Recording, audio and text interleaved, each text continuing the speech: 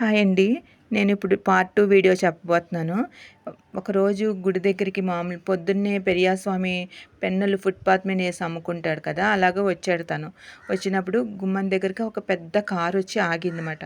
అందులోంచి ఒక సూట్ వేసుకున్న ఒక ఆయన దిగాడు అబ్బాయి. దిగి తన దగ్గరికి పెరియాస్వామి దగ్గరికి వచ్చాడన్నమాట. వచ్చి రావటమే కాళ్ళకి నమస్కారం చేశాడు. తాతయ్య నన్ను గుర్తుపట్టారా అని అడిగాడు. పెరియాస్వామి బాగా చూసి, బాబు ఇప్పుడు నాకు సరిగ్గా కనిపించడం లేదు. ఎవరో గుర్తుకు రావట్లేదు నాన్న అన్నాడు. అప్పుడు ఆ వ్యక్తి, తాతయ్య నేను 18 years back 10th class maths exam రోజున నా పెన్ విరిగిపోయింది. నా దగ్గర డబ్బులు లేవు తాతయ్య.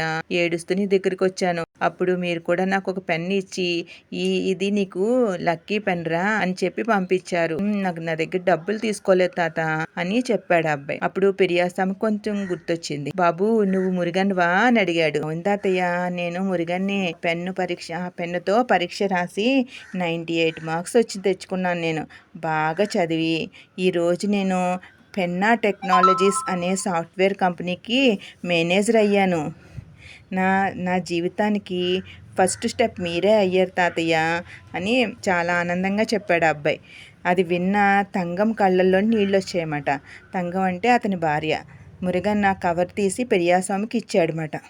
తాతయ్య ఈరోజు నేను మీకు ఒక 10 రూపాయలు, ఆ రోజు మీకు ఒక 10 రూపాయలు బాకీ పడ్డాను తాతయ్య. ఈరోజు దాన్ని వడ్డీతో సహా తిరిగి ఇస్తున్నాను అన్నాడు. ఆ రోజు నేను మీకు 10 రూపాయలు బాకీ పడ్డాను.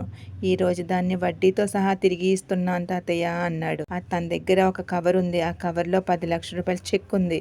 అది చూసి పెరియాస్వామి చేతులు వణికాయన్నమాట. బాబు నాకు డబ్బు అవసరం లేదు. నువ్వు ఎంత పెద్దవాడివయ్యావు, అదే నాకు చాలు అన్నాడు.